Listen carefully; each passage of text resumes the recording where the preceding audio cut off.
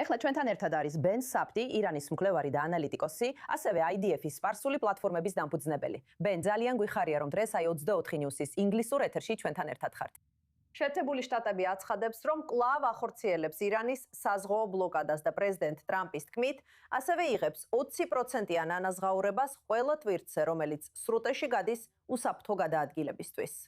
რას ნიშნავს ეს ჰორმუზის სრუტეში არსებული მდგომარეობისთვის და როგორ განსხვავდება ეს ირანის გეგმასთან, რომელიც კომერციულ გემებს უსაფრთხო გადაადგილების საფასურს აკისრებს? მადლობთ, რომ მიმიწვიეთ სამამშვიდობისა. ირანი იმ მდგომარეობაშია, როდესაც არასწორად ესმის და არასწორად აფასებს სიტუაციას, რის გამოც ფიქრობს, რომ შეუძლია უფრო მაღალი ფასი დააწესოს.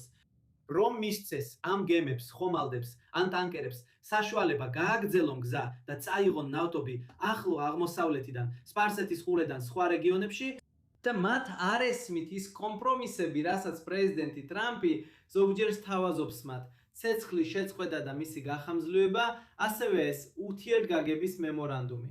ამიტომ მათ მეტი უნდათ. მათ სინამდვილეში არ უნდათ მაგალითად, რომ ომანმა გახსნას კიდევ ერთი მარშრუტი, სამხრეთის მარშრუტი, რომ გემებმა, ტანკერებმა გააგრძელონ მოძრაობა ამით ან სხვა გზით.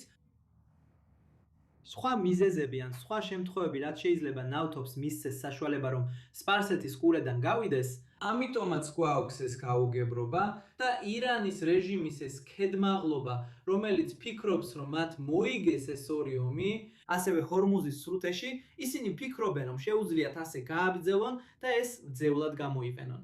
და როგორც თქვენ ადრე თქვით, ისინი ფიქრობენ, რომ ეს ბირთვულ ბომბზე უკეთესია.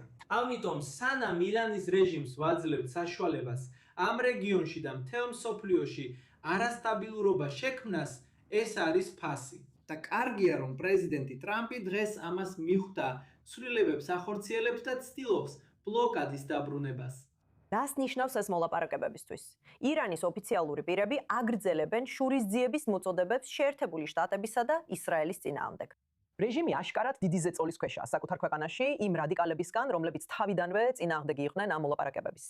როგორ შეძლებენ მოლაპარაკების მონაწილეები მოლაპარაკებებზე დაბრუნებას, განსაკუთრებით ჰორმუზის სრუტეში, ბოლო მოვლენების ფონზე, ისე რომ ირანში რაიმე სახის აჯანყების რისკი არ შეიქმნას? კარგად უნდა გავიაზროთ, რომ დღეს ირანის სისტემაში არც ზომიერები არიან და არც რეფორმატორები.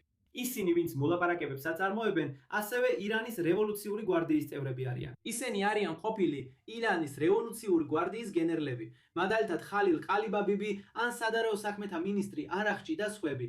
მათ უბრალოდ იციან, როგორ ესაუბრონ დასავლეთს, ან ოდნავ როგორ გაუღიმონ, მაგრამ ისინი იქ არ არიან იმისთვის, რომ რაიმე შეთანხმება დადონ. დავიმახსოვროთ, რომ როდესაც ყალიბაბმა მაგალითად უბრალოდ სიმბოლურად ჩამოართვა ხელი, თუ არ ვცდები ვიტკოპს ან JD Vance. მოლაპარაკებები შეჩერდა მოჯთაბას, ახალი ლიდერის მიერ. მათ მოლაპარაკება არ იციან. თუ დავინახავდი მაგალითად ყოფილ პრეზიდენტ რუხანის, რომელმაც JCPOA გააფორმა, რომ დაბრუნდა და მოლაპარაკებებს გადაიბარებდა, მაშინ შეიძლება საქმე სადმე მიდიოდა. მაგრამ დღეს მოლაპარაკებები არ მიმდინარეობს, რადგან ირანულ მხარეს მოლაპარაკება არც იცის და არც უნდა. ეს იგივეა, რაც სინვართან ან მოჰამად ბერთან ჰამასიდან საუბარი. ეს ტერორისტებთან საუბარია და ირანში ეს იციან. ამ მოლაპარაკე პირების პრობლემა ისაა, რომ ეხლა მათზე მეტი რადიკალია. ეს ირანში მცირე პრობლემაა, მაგრამ ის ყველას გვაზიანებს და მათ უბრალოდ არ იციან, როგორ მიიღონ გადაწყვეტილება.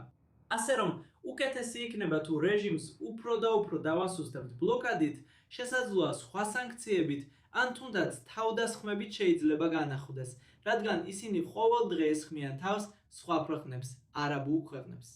ამიტომ ვფიქრობ, რომ ამას თავად ვიიცვევენ. მაგრამ რეჟიმს ადარდებს ეს ეკონომიკური ზეწოლა, თუ ვერ შეძლებს ნავთობის გატანას ჰორმუზის სრუტიდან. ეს კვირების განმავლობაში ვნახეთ თუ არა თვეების, მაგრამ რეჟიმი მოლაპარაკებების მხრივ მაინც არაფერზე იწროდა. როგორ შეიძლება ამჯერად რამე შეიცვალოს? არა, სინამდვილეში მათ არ ადარდებთ. ბოლო 2 წელიწადში ილანში ბევრი პროტესტი გქონდა. რამდენიმე საათის წინაც კი სატვირთო მანქანების მძღოლები და სხვა სექტორების წარმომადგენლები რეჟიმის წინააღმდეგ ხელფასებისა და ეკონომიკური მდგომარეობის გამო აპროტესტებდნენ, მაგრამ რეჟიმს ეს არ ადარდებს. ირანის რეჟიმის გენერლები მხოლოდ გადარჩენისთვის ცხოვრობენ და იმისთვის, რომ გააგრძელონ თავიანთი მეთოდები, თავიანთი სისტემა და თავიანთი პროპაგანდა.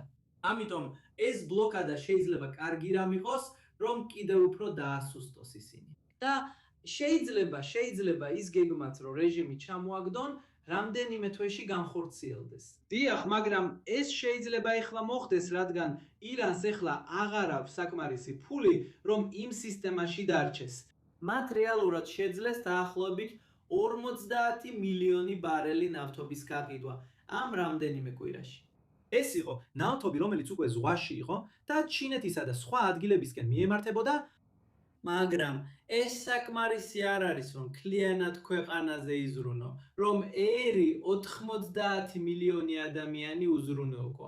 ამიტომ ისინი ძალიან ცუდ ეკონომიკურ მდგომარეობაში არიან. და ფიქრობ, რომ ეს გაუგებრობა და ქედმაღლობა შეიძლება აუნოს მათ. და ეს ჰორმუზის სრუტის კოზირი რეალურად სუდ კოზირად იქცევა და არა კარგ კოზირად.